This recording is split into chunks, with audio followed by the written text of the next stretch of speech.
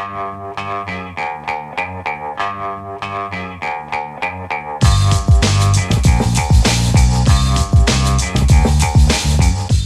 Lehrer on WNYC. And listeners, before we close out today's show, we want to let you know about a scam that's been taking place out there. It involves people posing as me or claiming to represent the Brian Lehrer Show, as well as other WNYC hosts and shows. They're emailing listeners with what looks like a warm invitation to come on the air, but then they ask for money in exchange for the slot. Let me say this up front. Our interviews and our airtime are never for sale, nor do we collect fees from our guests for logistics, production, or anything else that goes into making the show. We will never ask you to pay to come on the Brian Lehrer Show if you have a book to promote or for any other reason. We never have and we never will. Impersonation scams like this are a much bigger problem out there than just our station, and there's something we've been keeping an eye on as part of our ongoing cybersecurity coverage, but we didn't realize that this series would hit so close to home until some listeners reached out to tell us who was trying to scam them. So we want to take a few minutes now at the end of the show to walk you through what these emails look like, what red flags to watch for, and what to do if you've already been targeted or even fallen for one yourself temporarily regarding this show or the station or any other such scam. Joining us now, Rachel Tobac, co-founder and CEO of Social Proof Security, where she works on protecting people and organizations from social engineering scams, as they're called. We've also got our own Kenneth Atkins, Assistant Director of IT and Data Security here at WNYC. Welcome to you both. Hi. Thanks for having me. Thanks for having me. So, Kenneth, you are our resident data security expert here at WNYC. So tell our listeners what's happening and what to be on the lookout for regarding us. In the last month or so, we've seen a huge surge in emails coming in from people all over the country. These are mostly authors. They've been contacted by scammers who present themselves as either show hosts at WNYC or producers or even editors in our newsroom. They then invite the authors to come on the air for an interview. And the important thing here is that ultimately they ask the authors to provide either some sort of voluntary contribution or a fixed fee to be on the show to cover the cost of promotion and to cover the cost of production. Rachel, what kind of scam is this? What category do you put it in, the one that involves us? Put it in the context of the larger picture of what they call phishing, that's PH, phishing scams out there. Yeah, this is a traditional phishing email. So it's as traditional as it gets. Oftentimes when we see these types of emails, they are asking for money. They're trying to get you to click on a link. And when you click on that link, they might try to get you to log in so that they can steal your username and password, and even a code to present as you later. How realistic can these be? I mean, to us, it looked obvious that they were using fake email addresses that weren't, at WNYC or New York Public Radio, actual email addresses that they wanted people to reply to, but it wouldn't be obvious to everybody. So how do they go from, something that seems to include my name or the name of another host? How do you catch it? There are a couple of red flags that you can look out for. First and foremost, you can look at who's actually sending the email. Oftentimes, it'll say the name of the person, and they're probably impersonating you or a member of your team. And then if you click the down caret, that little arrow pointing down, if you actually open that up, you'll see that the email address is a random Gmail or Proton Mail email address, and it's not actually associated with your show. From there, another major red flag is if somebody is asking you to pay money for something like being on your show, that is always going to be a phishing email.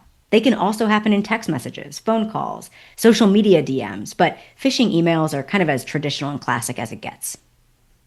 Listeners, who has a question about phishing scams and schemes, 212-433 WNYC. We can take a few of these in our remaining time.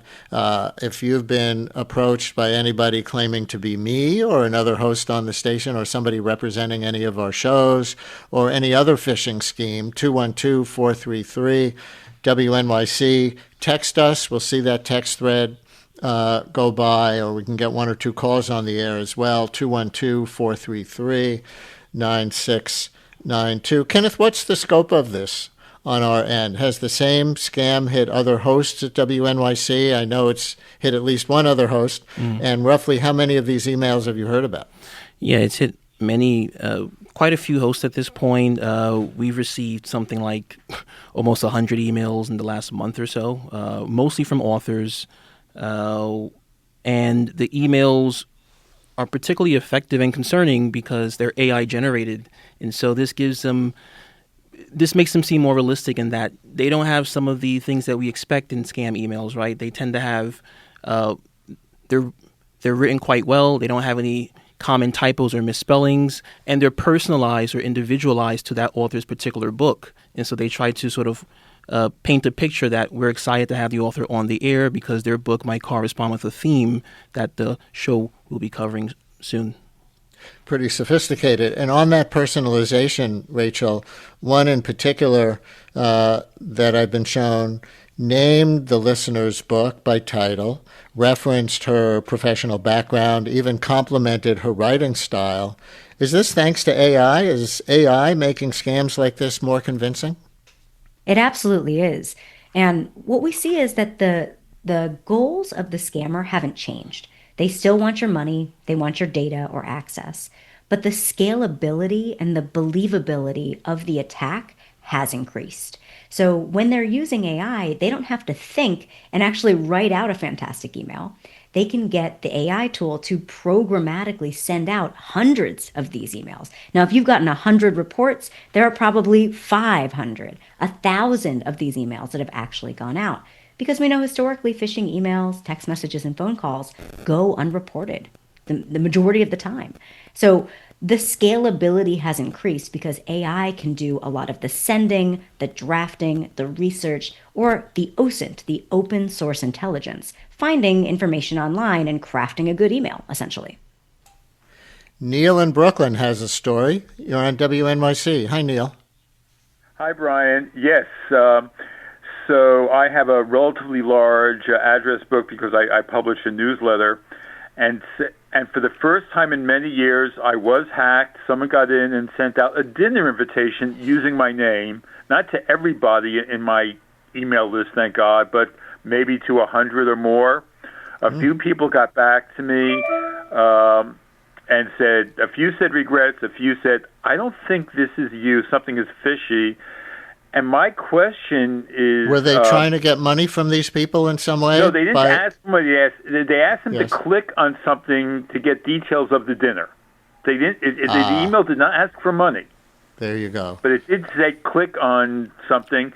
Right. And I'm wondering, was some type of virus downloaded? Was my computer infected, even though I'm paying for malware bytes? Neil, thank you very much. So, Rachel, to his question, but also for the people who received those fake invitations, what do you say? Yeah, I just wrote a piece, or I worked with the New York Times, rather, to be interviewed for a piece about this exact type of attack, where we're seeing that these scammers, they are trying to either collect your password, so they get you to click on a link, log in to say whether or not you're coming to this dinner or this event, or they're trying to download malware on your device. So I don't know for this listener exactly what happened, but probably what happened, the easier thing for the scammer is to steal your password from you whenever you go to log in. And so what I would do is I would update your password. I would use something like a password manager to ensure you're using long, random, and unique passwords on every single account, and turn on multi-factor authentication. It also probably doesn't hurt to factory reset the device that you ended up clicking or potentially even downloading from that invitation, because there might be malware on your machine. Eileen in Montclair has a question specific to the scam that's posing to be us. Eileen, you're on WNYC. Hi. Hi.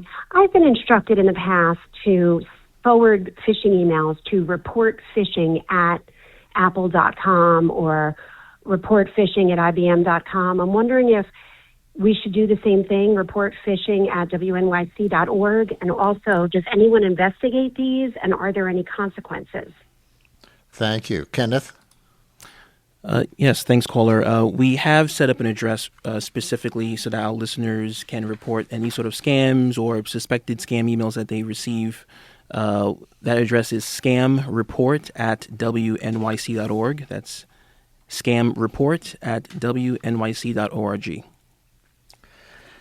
And there we will leave it with my guest, Rachel Tobac, co-founder and CEO of Social Proof Security, and Kenneth Atkins, Assistant Director of IT and Data Security here at WNYC. And let me just say one more time, to be perfectly clear, with this scam out there with people trying to pose as me and other hosts on the station or people representing some of our shows, our interviews and our airtime are never for sale.